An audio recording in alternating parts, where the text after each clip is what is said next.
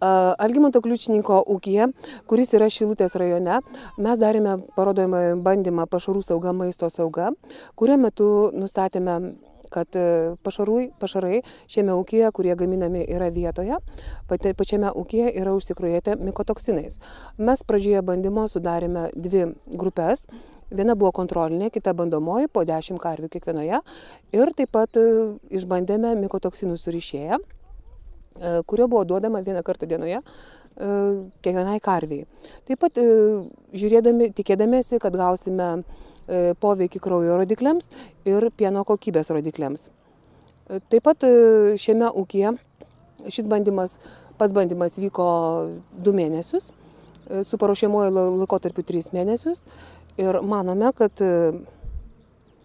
tai padės ir Šilutės rajone esantiems ūkininkams įdiegti savo ūkiuose racionalų pašarų paruošimo būdą ir saugią aplinkai pašarų diegimo technologiją. Prieš 10 metų pradėjau ūkininkauti, nebuvau girdėjęs tokį dalyką apie tos surišėjus.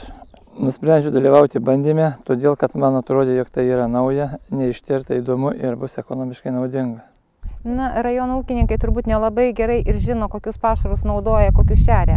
Iš pirmo žvilgsnio gali atrodyti, kad yra ir švarus, ir išvalyti, ir gana saugiai sandėliuojami, tačiau šitie mikotoksinai, jie nėra matomi plika akimi.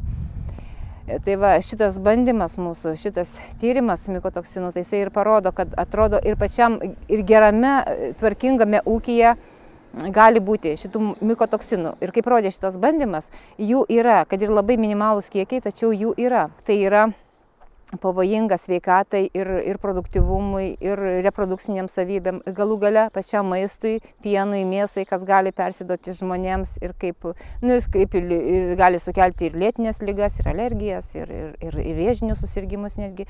Tie pelėsiai gali būti ne vien tik grūduose ar tame šienainėje, jų aišku yra ir aplinkoje, gali būti ir tvarte, ir ant pertvarų, ir ant grindų, aišku visur, jų kur yra tik tai palankios sąlygos. O palankios sąlygos tai yra, kai yra šilta, yra drėgna, o jeigu jie yra stipriai užkrėsti mikotoksinais, tai be abejo reiktų tada naudoti šitos surišėjus, kad bent kažkiek tai mažiau susilaikytų gyvulio organizme šitų nuodų ir kuo daugiau jų pasišalintų iš organizmo, ir tuo, kad mažiau patektų ir į mėsą, ir į pieną. Naudojami mikotoksinų surišėjai, gyvulio virškinamajame trakte jie suriša šitos toksinus ir jie turi pasišalinti, didžiąja dalim turi pasišalinti iš organizmo, neperinant nei į pieną, nei į mėsą.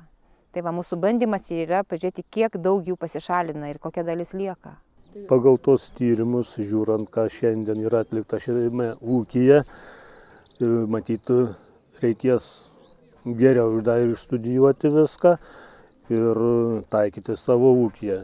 Sveikatingumo pagrindas visos mūsų produkcijos, ką ir einame mes į gaminant produkciją, kas einama vis veterinarijos tarnybų, visko, ko reikalaujama, tačiau kaip sudėtinė dalis gaunasi.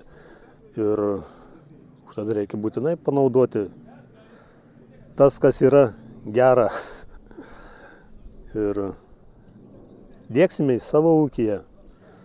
Primename, kad šiemet kompleksinės paramos reikalavimų sąrašą papildė 3 naujos valdymo reikalavimų grupės. Viena didžiausių yra susijusi su maisto ir pašarų sauga.